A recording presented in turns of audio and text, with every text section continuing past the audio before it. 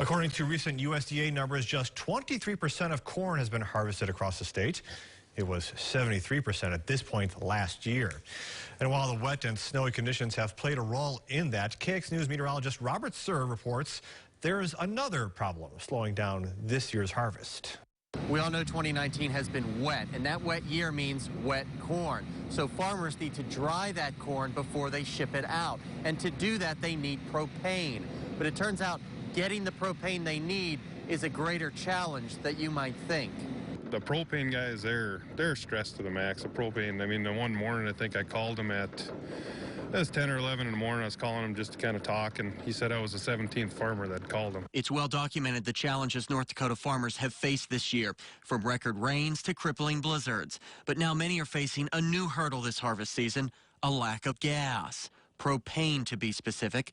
Stephen and Katie Hager manage over 8,000 acres of farmland in and around Underwood, and they tell me the shortage of propane is crippling. We are not able to run late into the evening, full days, and only really because the propane's at 25%, we can only run 25% out in the field.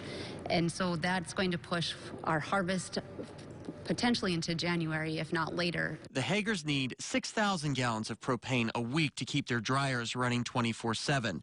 But right now, they're only getting a third of that, meaning they're falling further and further behind. This year, we're not going to be done by Thanksgiving. In fact, I don't even think we'll be done by Christmas. You know, at our current pace right now, we're probably done in the middle of January, and obviously one big snow event kind of ends all of that.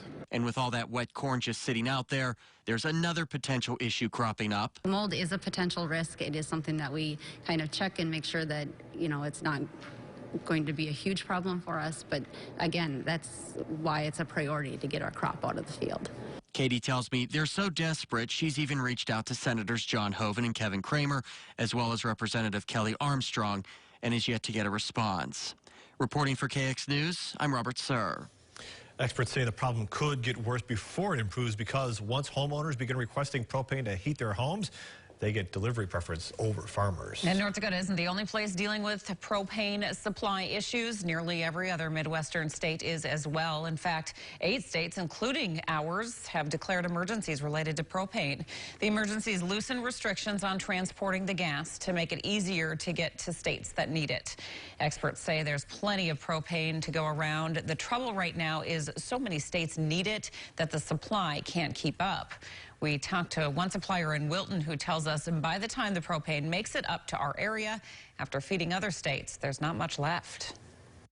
The corn's wet and it's all the way down through the I states, and it's everywhere, and so everybody's putting a demand on the system, and it's just a domino effect from Iowa all the way up here, and it's just really hard to get, you know. We're getting about, like I said, 60% of what we need. He says he's been in the business since 1987 and he's never seen it this bad. But he says hopefully the problem eases in a few weeks. In fact, in a letter today, North Dakota Senator John Hoeven pressed the Federal Energy Regulatory Commission about the need to increase access to propane supplies. In it, he urged the agency to utilize its authority to increase access to propane and help minimize disruptions in the region. A new 96,000 square foot public works facility in Willis